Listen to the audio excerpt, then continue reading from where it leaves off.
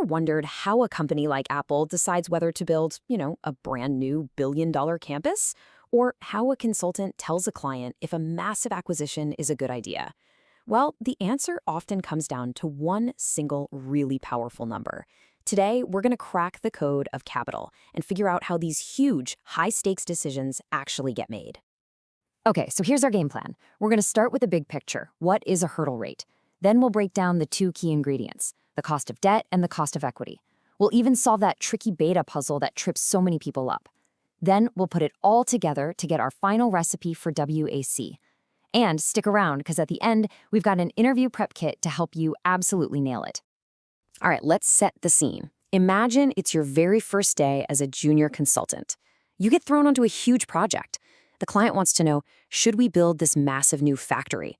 Your heart's probably pounding, right? You're thinking, oh man, where do I even begin? Well, don't worry. The starting point is actually a lot simpler than you think.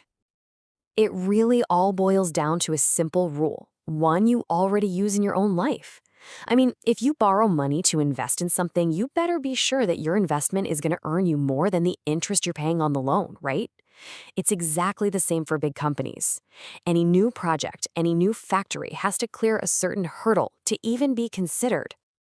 And that hurdle, that minimum return, has a name: the weighted average cost of capital, or WACC for short. Now, don't let the fancy term scare you. All WACC really is the company's total cost of money. Think of it as the gatekeeper for new projects.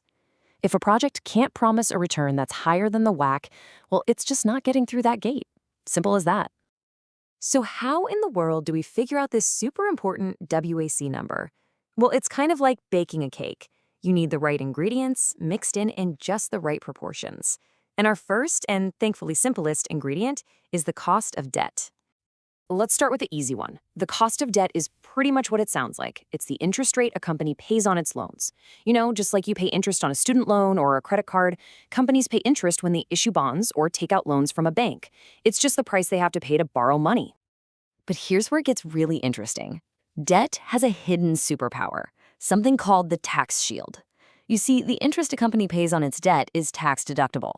What that means is the government is essentially giving the company a little discount for borrowing money. This lowers the true cost of their debt, which is a huge reason why debt is often seen as a cheaper way to finance a business. Okay, ingredient number one was pretty straightforward. Now for the trickier one, the cost of equity. See, unlike debt, there's no price tag, no interest rate sticker on equity. So how do we figure out what it costs? Well, you have to flip it and think like an investor. If you buy a stock, you're taking a risk. And for taking that risk, you expect a certain return on your money, right? Well, that expected return, that's the company's cost of equity. To estimate this, we use a really famous tool called the Capital Asset Pricing Model, or CAP. Now, the name sounds super academic, I know, but the idea is actually pretty intuitive.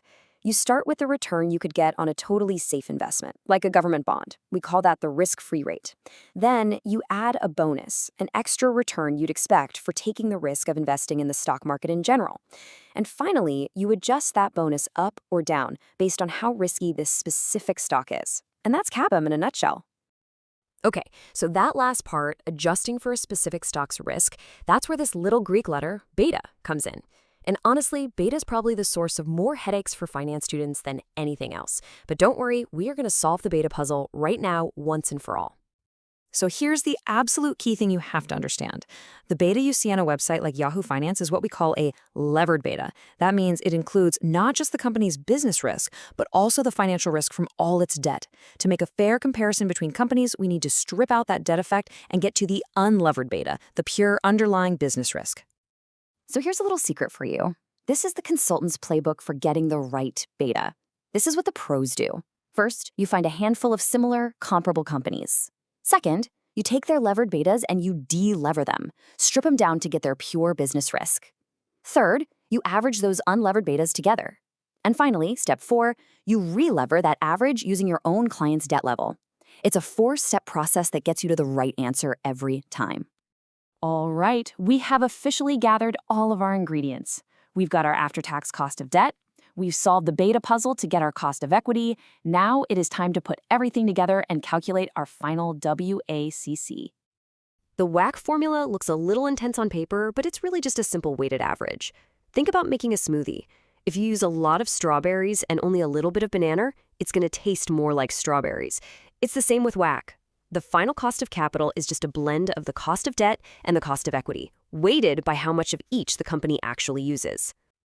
And this all leads to the ultimate quest for a CFO, finding that perfect sweet spot for the company's mix of debt and equity. It's a balancing act, right? Too little debt and you're missing out on those tax shields, but too much debt and your risk of bankruptcy goes way up. The whole goal is to find that Goldilocks balance that gives you the lowest possible WACC, which in turn maximizes the company's value. Let's make this super real with a quick example. Imagine a company gets 80% of its money from equity, which costs 10%, and the other 20% from debt, which has a 5% interest rate. Assume the tax rate is 25%. So first, we need that after-tax cost of debt. That's 5% times 1 minus the 25% tax rate, which is 3.75%.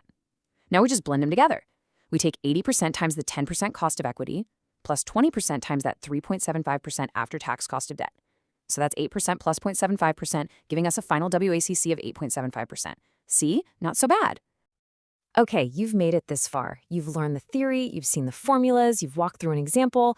Now it's time to get you ready for prime time. In this last section, we're giving you a quick and dirty prep kit to help you crush that consulting or finance interview. If you only take away 3 things today, make it these. 1. WACC is the hurdle rate, the gatekeeper for all new projects. 2. WACC is a blend of 2 main things, the cost of equity and the after-tax cost of debt, which gets that cool tax shield.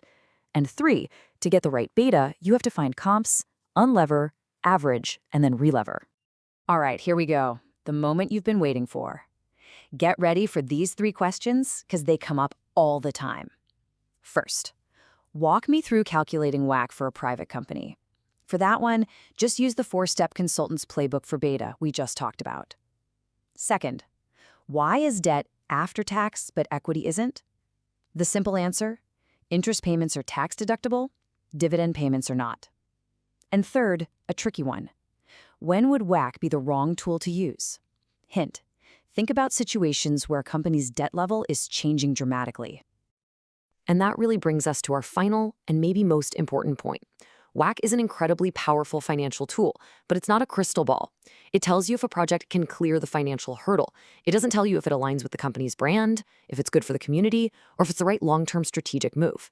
So the next time you see a company make a huge investment, don't just ask if the numbers worked. Ask if they made a truly wise decision. That, right there, is the real code of capital.